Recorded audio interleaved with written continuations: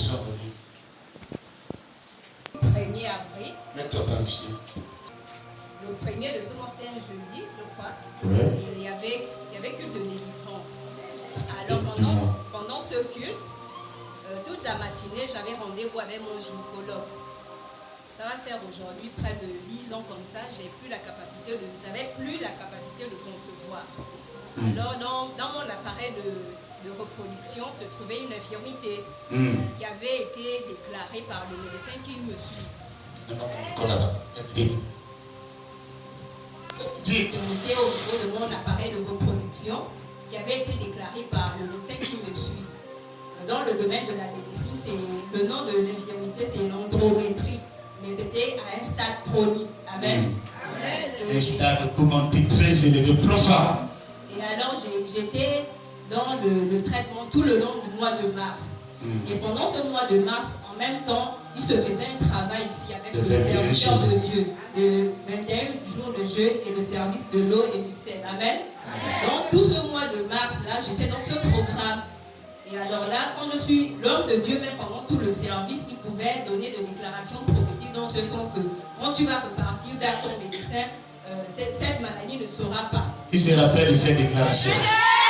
Yes. Moi, pour ma part, j'ai saisi cette déclaration prophétique. Souvent, quand elle a saisi cette portion de déclaration pour elle-même. Amen. Souvent, dans mes temps de prière, je pouvais ramener ça devant la face du Seigneur. Seigneur, tu as dit à travers ton serviteur que quand je vais repartir chez mon médecin, j'aurai plus cette infirmité.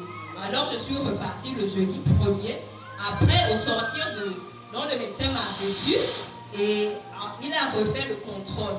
Et là, il pouvait me dire que non, en fait, il n'y a plus cette infirmité-là. Amen.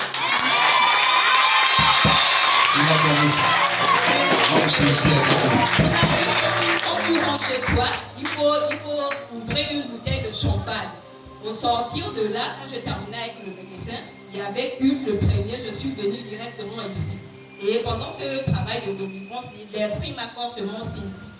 Et là, l'homme de Dieu pouvait dire sécurité, je me suis écroulée. En fait, c'était complètement ma délivrance. Et au sortir de la prière, je me suis rapprochée du serviteur de Dieu pour lui faire part de ses témoignages. Amen. Et la petite histoire, c'est le mois de la résurrection, le mois de avril. Et c'est le mois dans lequel je suis née, précisément le 24 avril. Amen. Est-ce qu'on peut acclamer le Seigneur? Alléluia. Amen. Et le peuple de Dieu bénisse le serviteur de Dieu également et que l'homme de Dieu soit également béni par le Dieu que nous prions, Yahvé. Amen. Amen. Est-ce qu'on... Bonjour. Papa Félix, j'ai un témoignage. Témoin. Accordez-moi ce témoignage. Témoin. Merci beaucoup. Mes chers frères et sœurs et des enfants ici, le Seigneur est merveilleux pour nous. Il est très merveilleux. Nous allons savoir que quelles que soient les difficultés que nous traversons, mettons Dieu dans nos épreuves. Parce que quand tu négliges le Saint-Esprit, en tout cas, papa, enfant, le Saint-Esprit te néglige. Mais j'ai vu des miracles. À partir du mois d'août 2020, j'étais déjà presque morte. Dès ma mort, on me montrait des gens qui étaient habillés en blanc, en rouge. Mais je n'ai pas pu le discernement. Je me suis encore rabaissée. Je ne suis pas touchée les gangas. Si j'avais le discernement, on me montrait les couleurs, le blanc et le rouge. En tout cas, ce jour-là, peut-être l'onction devait venir dans cette église. Parce qu'il y a la couleur rouge et le blanc. Et je n'ai pas eu le discernement. Au mois de août 2020, je tombe malade. Non, c'est pas moi qui tombe malade, c'est monsieur. Je l'accompagne à Bongolo. Au thé de Bongolo, je prépare, on mange avec les enfants et mon époux. Quand je m'avais dormi, à 24 heures, j'allais laisser mes enfants. Ils m'ont lancé un sort au niveau du cœur, dans le sommeil. Mais, malgré le mal que j'ai reçu, j'ai seulement proclamé. Mon Dieu, si c'est toi qui as envoyé ce sort, Seigneur, je ne mourrai pas.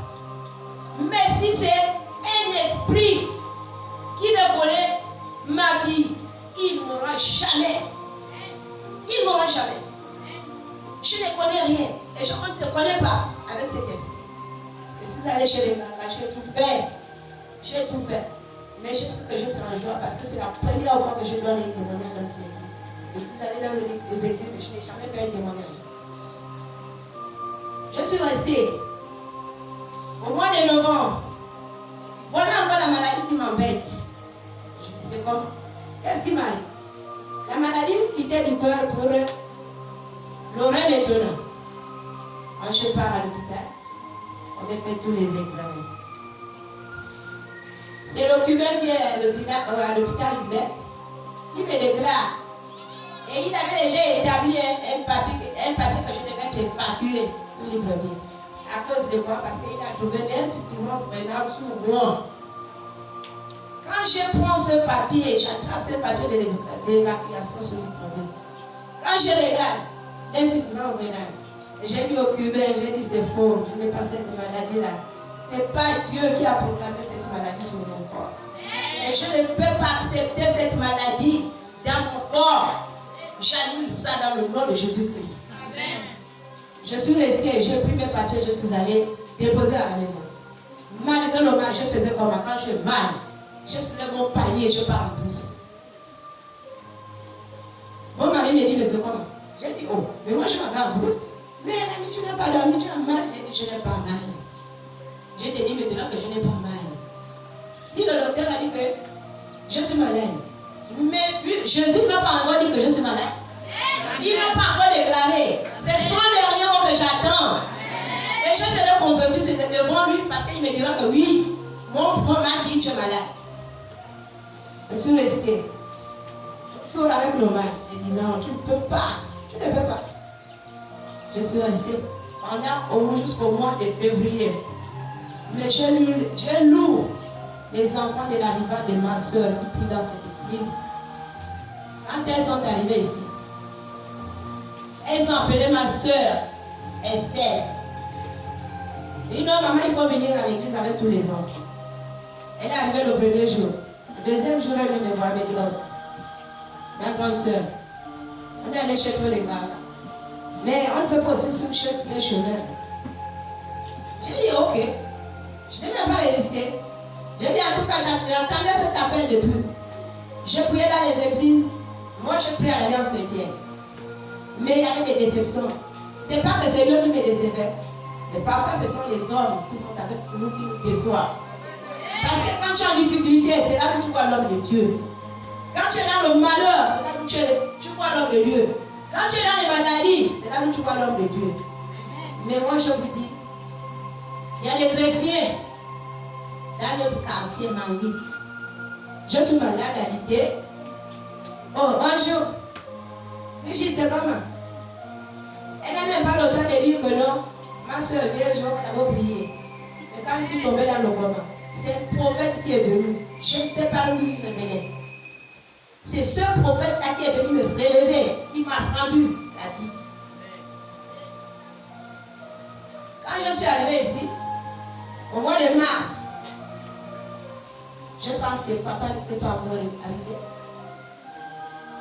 Là, la première personne que j'ai reçue, c'est papa Jésus. On peut prier. Et papa arrivé, il nous a donné un travail. On a gelé sur ce travail. Il nous a donné des prières. Mais, en tout cas, l'onction est arrivée, mais je n'ai pas trop saisi. En tout cas, j'ai jeûné, mais je n'ai pas trop saisi. Ma semaine de ma bonté a commencé lundi quand je suis arrivée ici avec mes enfants. Papa Félix nous a donné un travail de prière. Mais je vous dis, laissez-moi. Ça a en train de bousculer le quartier. Le Saint-Esprit est en train de bousculer le quartier. Vous savez que l'ennemi ne peut pas agir directement sur la personne qui est contre moi. Mais il va aller manifester chez une autre personne. Et cette personne viendra te persécuter. Il dit là, lundi, jusqu'à ce jour, nous sommes persécutés. L'ennemi avec nous. Mais je ne vois pas plus l'ennemi. Je me suis déjà engagé. Ce n'est pas l'ennemi qui pourra encore me faire tomber. C'est moi qui dois faire tomber l'ennemi.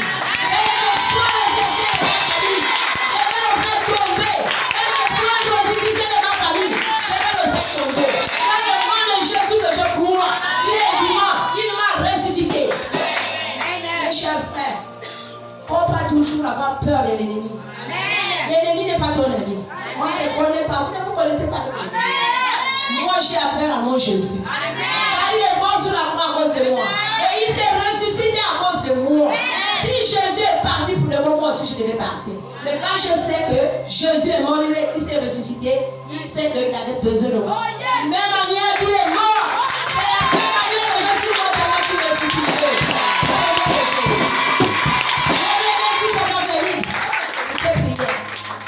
Mon travail continue. Merci, papa.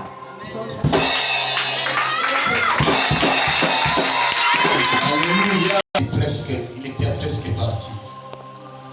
Par les constations prophétiques, à l'heure où je vous parle, ce monsieur, il mange. Est-ce qu'on peut acclamer le roi de roi? Il sort d'un coma. Est-ce que Jésus ne peut pas faire? Ce qui est impossible à l'homme devient possible à ce Jésus. Ce n'est pas moi qui fais des miracles, c'est Jésus qui fait des miracles. Il est le Dieu des miracles. Il est le Dieu des miracles, là. L'homme, vous savez, quand quelqu'un rend témoignage, le témoignage n'est jamais petit. Est-ce que je parle à quelqu'un? Quand Jésus a guéri la belle-mère de Pierre de la fièvre, ce n'est pas un miracle. Ça veut dire que ce n'était pas une fièvre naturelle. Il est le Dieu des miracles. Amen, amen. Nous allons louer. Il y a Dieu dedans. Amen. Il y a Dieu dedans. Le Dieu des miracles.